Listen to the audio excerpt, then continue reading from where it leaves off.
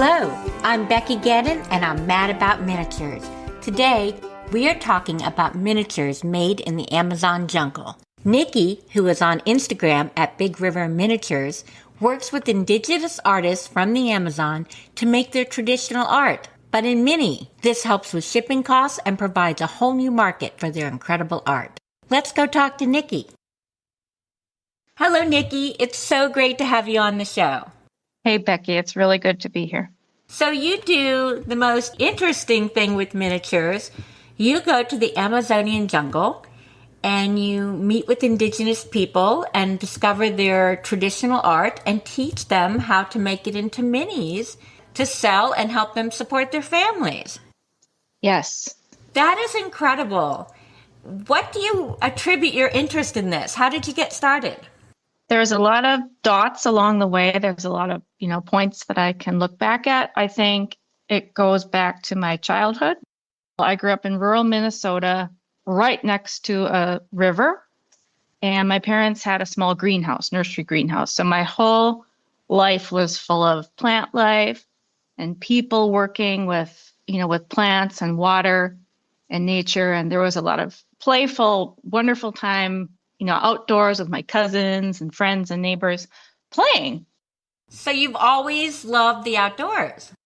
Always loved the outdoors. Always loved the outdoors and always wanted to do something that connected people and the environment and making a living or the economy. And I find the art in the Amazon is some of the most intriguing and beautiful and interesting art that I've ever seen. I love finding it. I love learning about the people who make it. I love the way that it connects directly and immediately to the materials in their place, in their home. I'm talking about clay, dug directly from the riverbanks, leaves that come directly from the trees that grow around them. It's very direct. There's a very direct connection between the art and their place. You can see that. It's just a different feel, like the textures and the colors. I know they use natural dyes, so I was expecting things to be all in browns and maybe sort of a rusty red, but they get the most beautiful yellows and pinks and blues. And those are all natural dyes. Yeah, it's all natural dyes. I discovered all the plant dyes in the Amazon and I was floored. It was so enchanting and so beautiful. In those colors, you really start to see, the spirit of the plants coming out, coming to life. It's that interaction between the human hand and, traditional knowledge about those plants being shown to the world. The colors are brilliant. It's just like discovering a whole new palette, a whole new world. So just walk me through the steps of how you got to where you are today. I did an exchange year to India when I was in high school. And it was either India or Ecuador. I went to India. It was an amazing experience. And I had a wonderful host mom who took me around and exposed me to a lot of handcrafts and handwork that I hadn't seen, in my own childhood. But I always felt drawn to South America and to the rainforest. And I had started studying Spanish really earlier than most of my peers to prepare for that. When I was in college as an undergraduate, I did a semester abroad in the Brazilian Amazon, which was a wonderful program. There was only 10 of us students from the US. We had our own little boat, and we were able to go to places that are really hard to get to. It was fantastic. What kind of program was it? It was called something like Sustainable Development in the Amazon. All the courses were directly about the Amazon. There was obviously Portuguese language, and then there was ecology, sustainable economy. So we went and visited Brazil nut farmers, and we went and visited individuals who were trying to replenish the soil and, find more sustainable ways of doing agriculture. But we also learned about the history. It was amazing. I was very blessed, very fortunate. What an exciting thing to do. And really, yeah. Not everybody would have the courage to go and do that. What was your major in college? My major was international relations with an emphasis on sustainable development in in Latin America. And were you already doing art at this stage? Or have you always been an artist, or is this a more recently developed thing? It has been more recent. I was more of a writer. I wanted to communicate with words. Oh, okay. My initial dream was to write a book about macaws in South America, and I went and did a volunteer trip in Peru with a researcher as part of an Earthwatch program. It was amazing. And then I set out on my own for a little bit. I did some volunteering in Costa Rica with macaws. So it was a lot about the birds at that point, but then I needed a job. I needed a job, and I started working for a nonprofit in Minneapolis. But then I went back to grad school and I got a master's in landscape architecture because I still wanted to do international work. And then fast forward, you started a fair trade shop in Iowa, Right. like a gift shop. I ended up in Western Iowa and wanted to have a fair trade business. It was with regular size things. So baskets.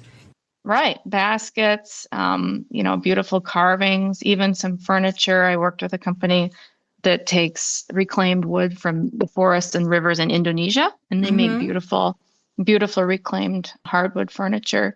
Did you go and source some of that yourself or just work through representatives? I started off with reps, and then when I came upon the Yanesha, cotton textile project, I jumped on that, and that became my direct sourcing opportunity. I found out about these colored cottons and all the plant dyes that we were just talking about, and contacted the human rights organization called Chirapac, which is out of Lima. They were working with the Yanesha to try to, promote these cotton fabrics. And I became their primary buyer at that time and started traveling there and getting to know the Yanesha women's associations. That's amazing.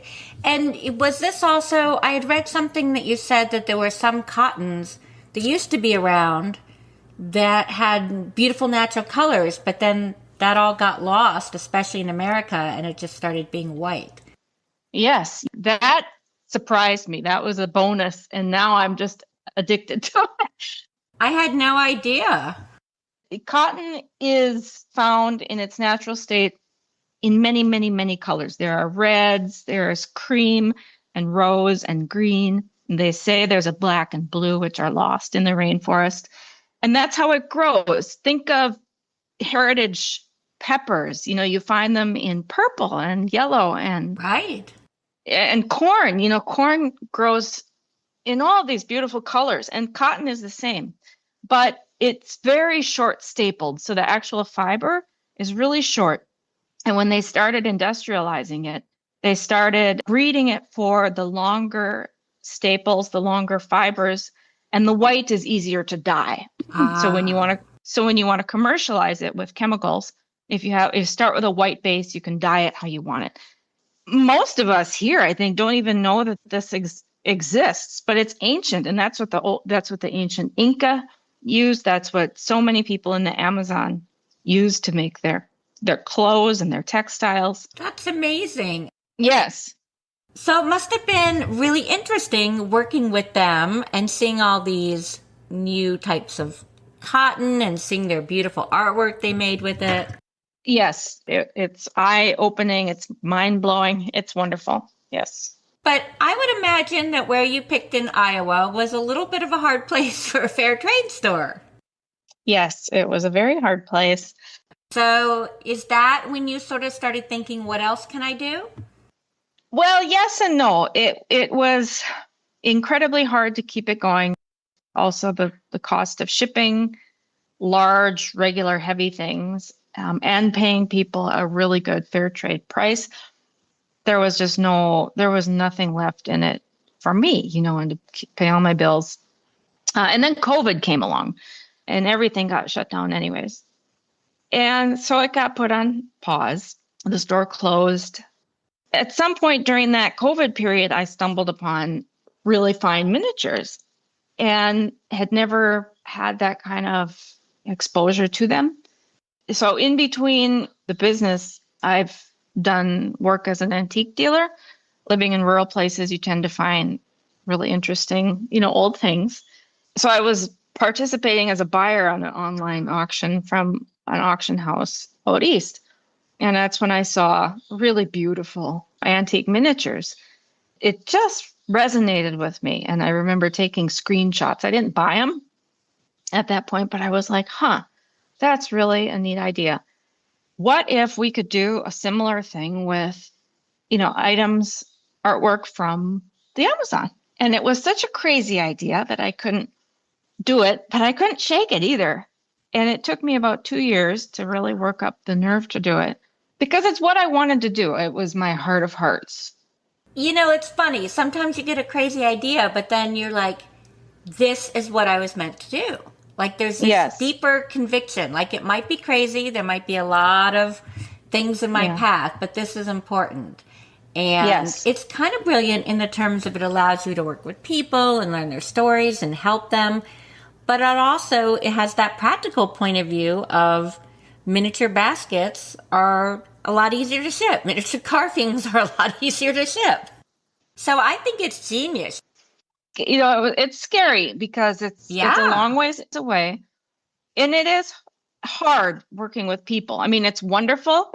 And there are wonderful things about it. So the tipping point was I was in my, early 40s and had come to the realization that we weren't going to have babies and weren't going to have a family of our own. So I had a few months of real, midlife soul searching and being like, this is my life and I have to give something and commit to something and do something. This is what I want to give for my life. And so that's when I was like, yep, okay, it's worth it. I'm going to do it. Talk about the path not taken. It's not like that you could read a little handbook and say, there's the 3 ways you do this. I mean, you were really charting an uncharted territory. Thank you. And it still is. It still is. So what were some of your first steps? I sold all my antiques to raise money to get going again. So I realized that I had to sacrifice that and really commit to it. So I did that. And then I reached out to the people that I had known from before who were always waiting for me all that time to come back and booked a ticket and was on my way. And then I started buying a few miniatures online. I bought some to bring down as examples, which of course are not anything like the things they make down there. But I did buy myself a little kit to get going and to show. Went down there and said, hey, let's make this really small. So the first group you met with was really people in the cotton and fabric. Yes. So you went down there and tell us where this is. This is in the Selva Central, so the central jungle of Peru. It was with the Yanesha women that I knew from before. And how long does it take to get there? 2 full days if I'm in an airplane. So you come down, and do you have to take boats, buses? I mean, is it difficult to get there? I'm sort of picturing something like in Romancing the Stone, where she has to take all these different things to get there, or do you just fly into an airport? So that first group where I started, it was mainly airplanes and buses. Now I'm with a few communities that are much more romancing the stone, and I do have to take planes and then buses and then boats, and it becomes a 3 or 4 day trip to get to their communities. I just realized I am really dating myself with Romancing the Stone. If you're younger, think Indiana Jones or any kind of adventure movie. I just think that takes a lot of initiative and more than a little bit of courage. Thank you. It does to a certain extent. They know I'm coming. I never show up. I never show up unannounced. So they are ready for me now. And there will be a place for me. And oftentimes I'll bring my own food. But in many places too, I participate with their meals. Communities I work with are very communal. There's a great deal of emphasis on sharing with people, on participating, on accompanying people. They never leave me alone. At this last place where I was in northern Peru with the Awahun community, my hammock was up in a house of a couple, and they left for the night. So they went out to their chagra, their forest garden, and I was going to be alone. Otherwise, in their house, just in my, my hammock. But nobody wanted me to be alone. They were like, "You can't be alone." So they sent a couple kids, and a mattress and some blankets, and these kids just came to accompany me, to be with me for the night. Yeah. Do you feel like there's a difference? Like, give me an example of a community of like the first time you went versus now. A good one would be the basket weaving community of Nazareth in Amazonas, Colombia. And I don't usually stay there. I probably will sometime soon. The first time it was word of mouth, so people knew I was doing this miniature project. And these women are extremely organized and they're very, very talented. And I wanted to make mini hammocks. And somebody introduced me. They were like, "Well, you have to go to Nazareth." So I went there. And at first it was very straightforward, very all business to the point. But I guess another part of it is that in a lot of indigenous communities, you really need permission. And I still do. I need permission to go in, to enter. In some of them, especially in the more touristy area, you have to pay if you're not part of the community. So now they know I'm coming and I show up and I don't pay. I don't pay to go in. And they know me now. Everybody knows me. They greet me by name. So I show up and I climb the riverbank, because we go by boat there.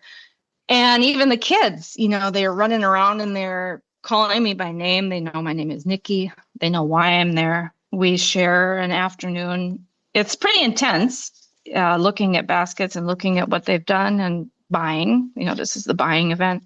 But it's much more, it's not quite to the level of family, but it's much more comfortable. I know where the artists live in the community. I know who their grandparents are. I know who their children are. I know what their circumstances are. It's a way of participating that's very personal, and it can be really intense sometimes, but it's really meaningful at the same time because there's a level of trust and honesty that wasn't there at first. If someone makes something that's extraordinary, they know that and they know what it's worth, and they trust that I'll value it and that I'll compensate them for the time that they've put in. On the other hand, if something isn't as good, they understand the reality of that and that I can't, just buy it for the sake of buying it. So it feels like being part of a community system, which bears a lot of responsibility. We've done, I think, 2 different lives, both in the Amazon jungle. And I always crack up a little because I've had more trouble doing lives with people in California with the service breaking down. And somehow when you and I have done it in the Amazon, it's always crystal clear. I don't know how you do that.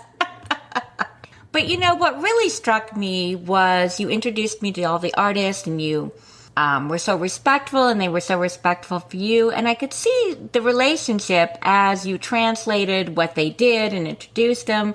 I could see how excited they were to communicate. I mean, they don't know me at all, but to kind of communicate to the outside world about what they're doing, their pride, their joy, their dignity, and such talented artisans. I could really see the relationships that you had created. And I know that things like that don't happen right away. Like, they take time, they take energy, and it was just really beautiful to see that. Thank you. Yes, I value that a lot, and it is not always easy. Sometimes it is. Sometimes it's easy and beautiful and simple, but other times it's very complex. Well, I'm sure it's hard because there's probably been times where they've had relationships, business relationships with people, and been taken advantage of too. Yes. So you're not coming with a blank slate. We're all people coming with our experiences. That's right. They've been let down a lot, many of them. And their location is so remote for some of them that my one visit means so much. And it's, they want to make the most of it. And I do too. We all do. We want it to work. I think that's a really important part, is when you acknowledge that, hey, we want this to work. Let's not take things for granted, and let's just go little by little and have small successes along the way. Right. But one thing you told me I thought was so interesting is, they are dependent on you if they put the time and energy into the miniatures for you to go and find that audience, because what you told me is if they try to sell it there through any of the Right. usual methods, they can't get decent money or maybe any money at all for miniatures because they just have no history or culture or I guess market that values them. Right. That's right.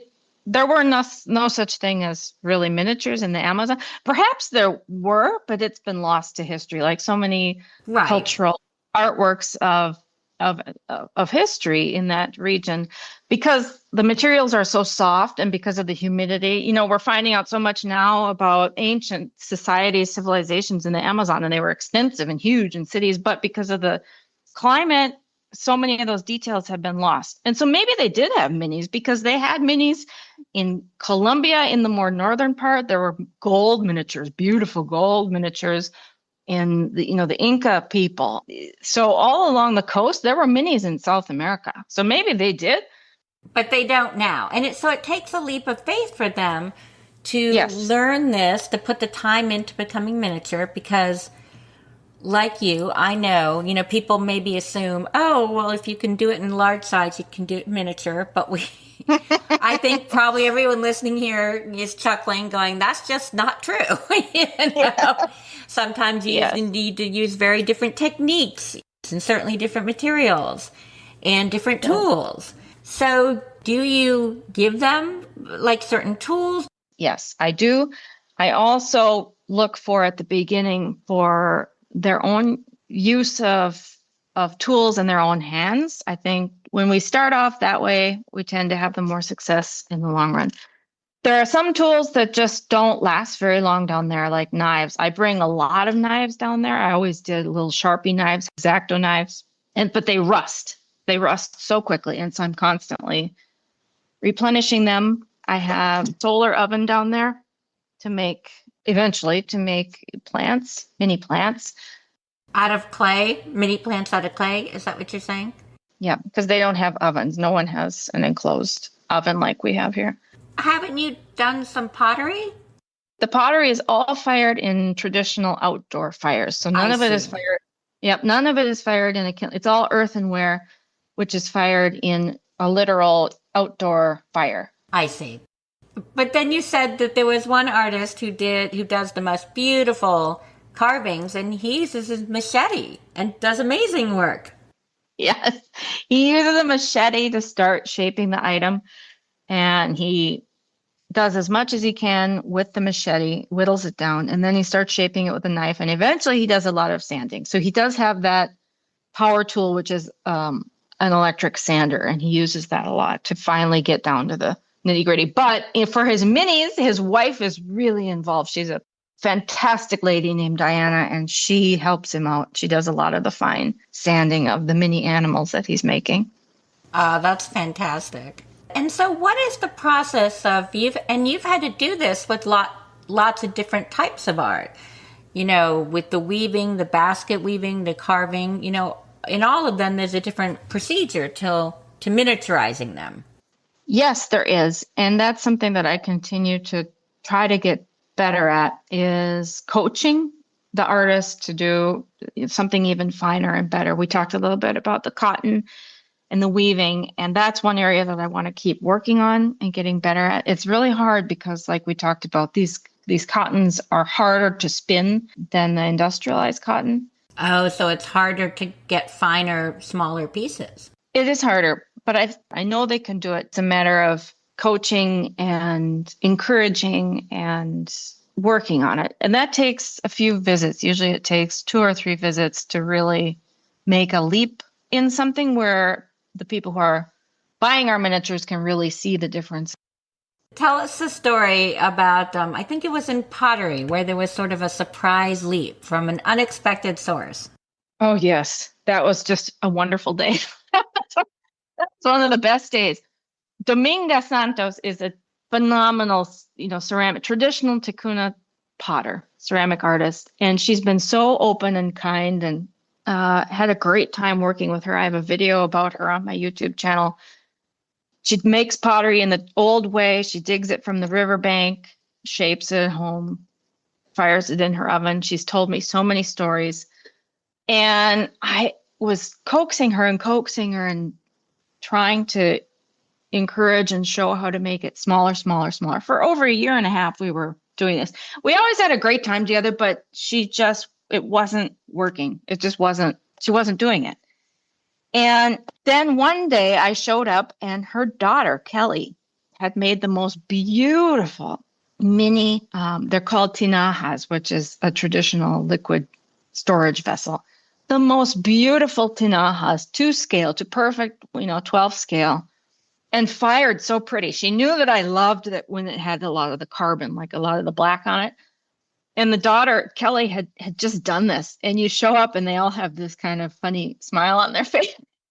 It was like they also knew that this is what I was trying to get all that time. And Kelly was so happy and so proud, and everybody was so happy. And she had just been kind of sitting in the back listening. You didn't even know she did pottery. I didn't even know. She just kind of was hanging out. She would kind of be around the fire. Sometimes she has a little boy, and she would always greet me. She definitely, knew who I was, but she wasn't sitting front and center like her mom. But now she's front and center when I go, and they live together. They share a home. And so all the resources are pooled. I feel really great about what Kelly has done and what she'll continue to do. I think she's really proud of herself. I'm really proud of her, and her mom and her grandma were very proud of her.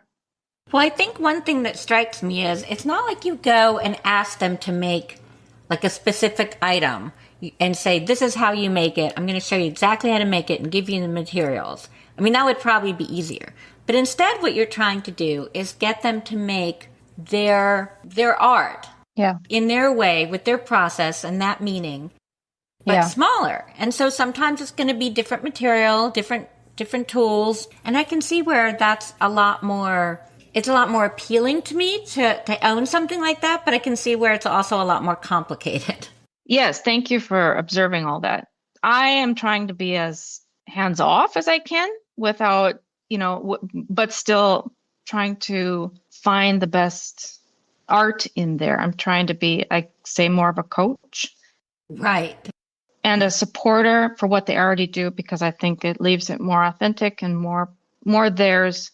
The things that we have here don't really mean a lot to them. They don't have houses like ours. They don't have stoves and, kitchen sinks and things like that like we do. It just absolutely doesn't exist. So it doesn't make sense to try to make those kinds of things.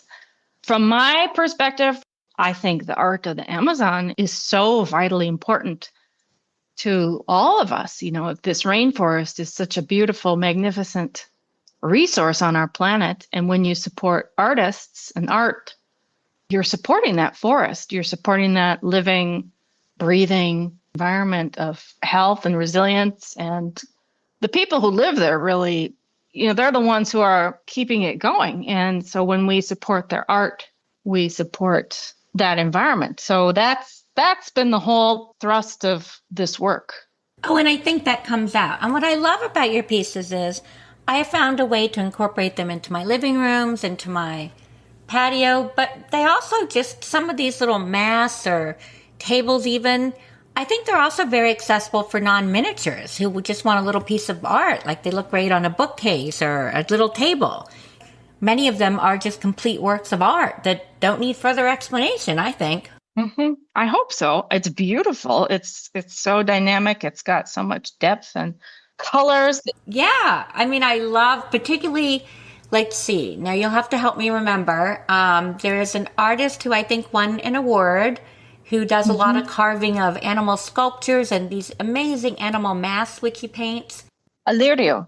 Yep, Alirio. He is the main woodworker that I'm working with now. He makes the little animal sculptures. He has made our beautiful furniture. He makes the wonderful little bowls. Everybody loves his little bowl. They're just precious, and they're made with the most beautiful, tropical hardwoods, violeta, purple heart and yellow heart, all these colors that people can hardly believe it's really wood. Oh, yes. And you have some kind of table that almost looks like a tree at the bottom. What is that? Yes, that's an area we've been working on. There are quite a few tables now that have supports that look like tree limbs or tree roots because that's how they make them in the Amazon. Yeah, they take the root or they take branches and turn it upside down and use that for the legs. That's very common. Yes, and just the wood is so gorgeous. And then I also have this beautiful kind of cream bowl, which I thought was made out of stone or something like that, but it's actually made from a nut or a seed. Yes, it's a seed. Yes, that's tagua. That's otherwise known as vegetable ivory. It's a very hard substance, comes from the tagua palm. A lot of artists will use it for knife handles or really fine detail work because it's super hard and it's beautiful. And yes, and there's even miniature carving on this. I mean, it's just incredible. I don't know, there's just something so vibrant about it. And the materials themselves just really stand out, as well as the artistry. Now you're in year 3 of this, right? Yes. So what are your plans, your goals? We are at a point when we need to keep getting better, like everybody. I am at a point when I need to do more to show everything together, to create dioramas or room boxes that really put these things, in a place where they look their very best. I need to do that. I want to focus more on the plants and animal life and to provide more tools and at this point training to make those little things, to pull it all together, to make the Amazon environment more complete. How many different artists or communities do you work with now? Separate communities or groups, there's probably about 12. Wow. Yeah. And numbers of people can vary. I would say we're solidly between 50 and 75, but at some of the communities, I show up and they also don't, they won't come, like the basket weaving community I talked about. There's 25 women who sometimes will participate and sometimes they just won't. And have you had some success with some of them being able to support their families and bring in additional income with this? Yes. For at least 5 of the artists, this has become a very, very solid part of their income. I wouldn't say it's quite full time yet, but it's getting close for a few of them. There are some of the basket weavers in Colombia who are just taking off. They've taken off and they're already masters. I don't think they can get much better than what they're already doing. I would agree. I was looking at some of those pictures where there's perfectly scaled little baskets and little woven platters, and there's even a to scale little monkey face in there. I mean, it's incredible. Mm-hmm. Yes, those 2 women are incredible, Jimena and Ana Milena. They figured it out in 2 goes, and I'm so honored to be able to bring their art to the markets, to the world, because they're really phenomenal miniaturists. So one thing I noticed every time I've been live in the Amazon with you, there've been lots of parrots about. And then when I talked to you before we got on the podcast, we had our cameras on, and I saw a big parrot in the background. So I know you love parrots. I do. How many do you have in Iowa? We have 6. Wow. That's amazing. Yeah. Everyone I've known has always had like 1 parrot or 2 parakeets. 1 parrot is lonely. You almost have to have more than 1 because they're happiest when they're in a flock, when they have each other and they can hear each other speak. And it's psychologically better for them to be with more than 1. Oh, I believe that. So do they live in separate cages or do they live in a communal space? They live in 1 big sunroom in our house. It's like a 4-season porch with a sliding door. My 2 macaws, they live together. They're a bonded pair. And they have a great big huge enclosure together. The rest of them live separate, but everybody gets their time out. It's this big room with a vaulted ceiling and there's ropes and toys all over. So they all get a chance to come out and roam around and fly around if that's their thing. But they would kill each other. Some of them would kill each other. No. if they were living, if we tried to just let them all out. Right. So. No. I understand. Now, did you get them? It's probably complicated to buy them there and bring them back. So did you just get them here? It's illegal now to bring them back. Well, there you go. We can't do that. It was made illegal, I want to say, in the early 80s. I can't remember the year. I think like 84 or 85. But one of my parrots, the very first one that we adopted, his name is Zeke. He came from a rescue in Fargo, North Dakota. And he still has a band on his leg because he was legally imported before that was outlawed. He might be older than me. He's definitely in his 40s. He might be in his late 40s. He was my very first one, and he was the namesake of my fair trade store. It was Zeke's Tree. So I've got my old man. That's amazing. So Yeah. do all the different breeds, I mean, I'm sure some breeds live longer than others, but many of them live to be 100, right?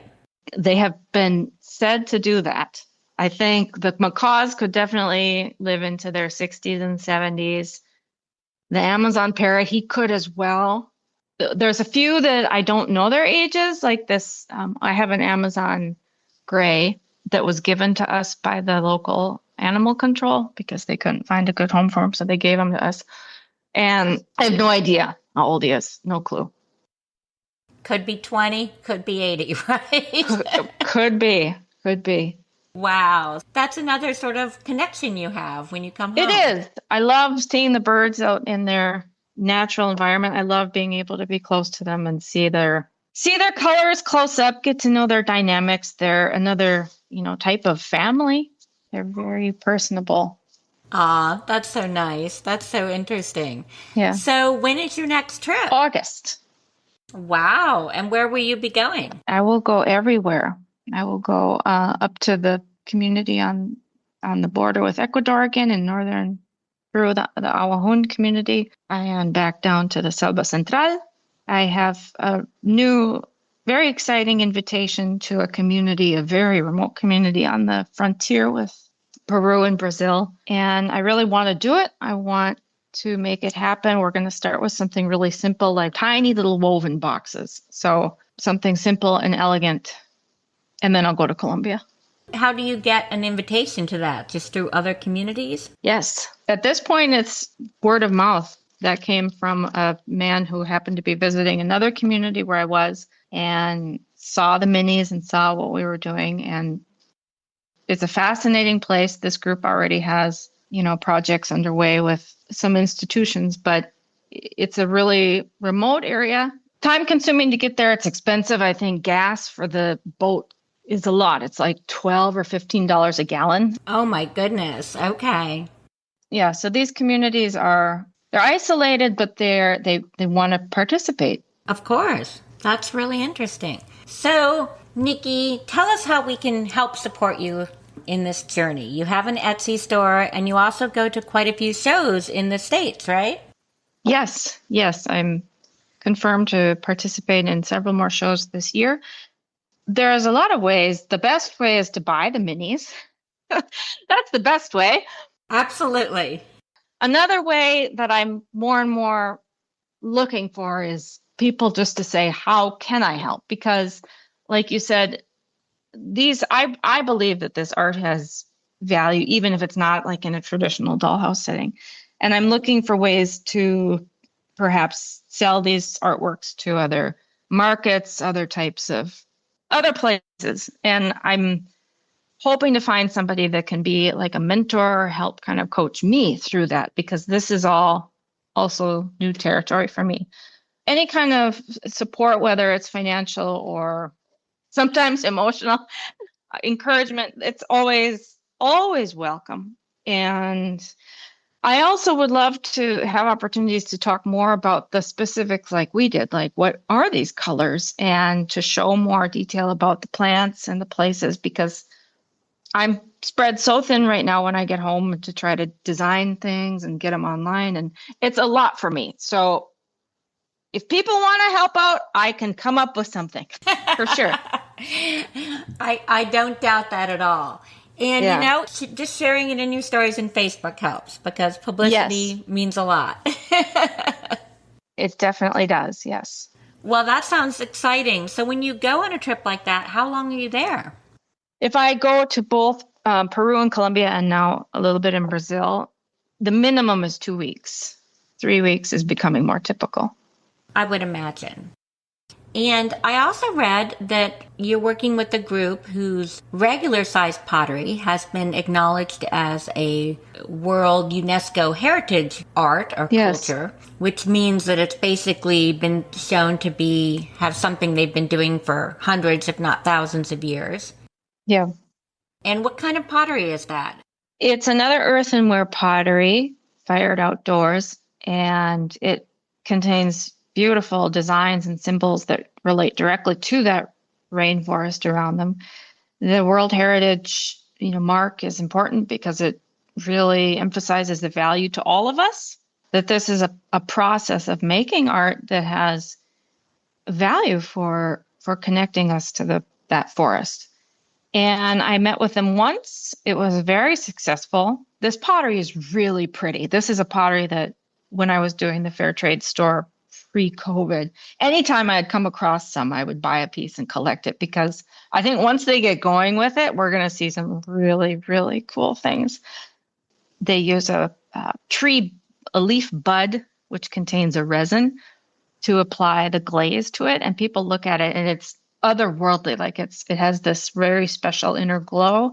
They use different items to apply the design. Some of the pottery, they use human hair to make this really pretty, like crackly design on. I didn't get any of that this time, but when I go back in August, I'm hoping we'll work with that.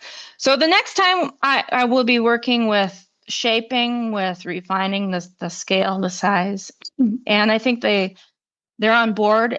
We had a successful first meeting, and they'll be happy and enthusiastic to keep slowing down and working on, to slow down and work on the shape and make it even more beautiful. I'm laughing because I just recently took pottery throwing on a wheel at Igma Guild School, and my teacher, Troy, kept saying, slow down. Apparently, when you move fast on the pottery wheel, it's not pretty. Which I learned the hard way over and over again. So I can relate. Yeah.